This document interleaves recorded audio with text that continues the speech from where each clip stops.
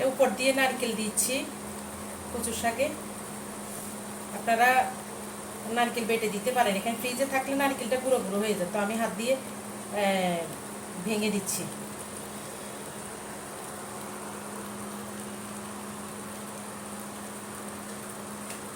আমার কচুর শাকটা হয়ে গেছে, লেগে গেছে, সরি লেগে গেছে। কাজ করতে গিয়ে আগুন কমাই দিতে হবে। এখন আগুন কমাই দিলাম, তাপটা কমে দিলাম। নারকেলটা দিলে টেস্ট হয় ভালো, নারকেলের টেস্ট আসে।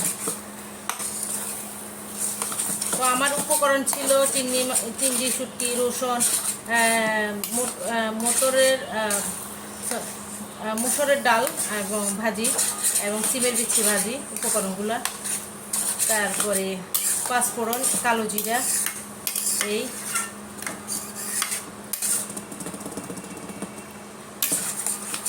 একটু নাড়াচাড়া করে দিলাম ইয়ে হওয়ার জন্য। একটু তেল দিব, তেল একটু কম লাগতেছে,